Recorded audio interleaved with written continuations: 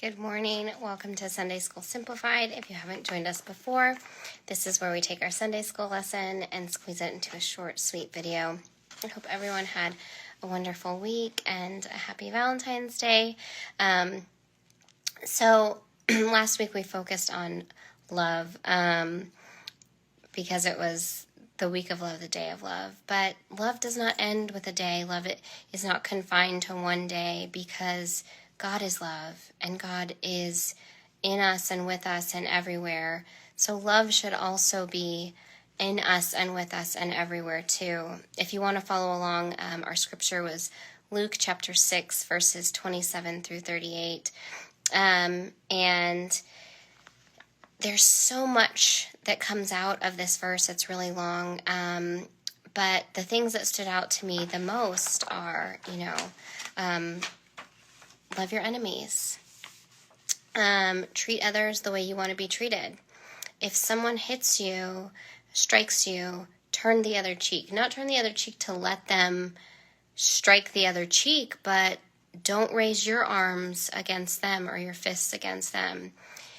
Now, when I was reading this to the kids, of course, it can be hard. It can be confusing because if there's a bully at school or someone, that's not being nice to you, it's not really our first gut instinct to be nice and kind to them.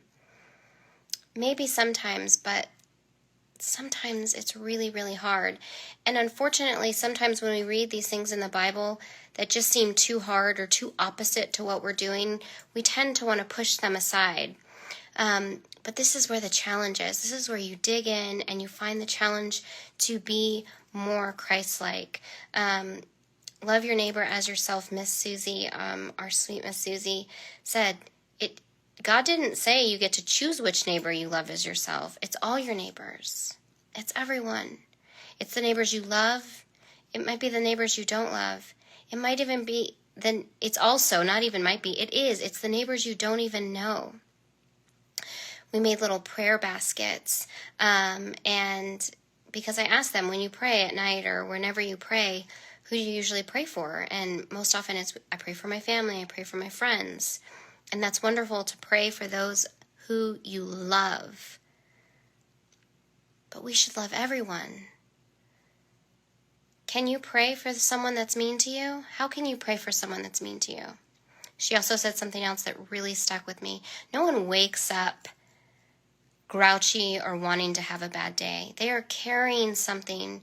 The weight of something is so heavy that it is causing them to lash out and be mean or doubtful.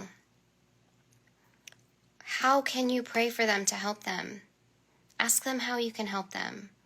If you don't feel like you can actually ask them, pray for them. Pray for the words to say to them that might be able to cross that bridge and gap that divide. Because that's what we're here to do, is be more Christ-like. We won't ever be Christ, but these are the things that we can do to be more like him. We also showed pictures of animal friends, unlikely animal friends, and there was a dog and an elephant, a dog and a little baby duckling, and a chicken. Ellie had a really hard time with, it was a chicken brooding on some baby Rottweiler puppies. There was even a wild fox and a hound, just like the Disney movie Fox and the Hound. Just because something is unlikely or seems the opposite doesn't mean we should cast it away. Even people or people's thoughts, like if they think differently than us, we need to learn to love them. And if you are having trouble, pray. Prayer helps us through these times. And in these scriptures we can find, instead of ignoring them, read them over and over again. If you sit in a question long enough, the answer will find you in here.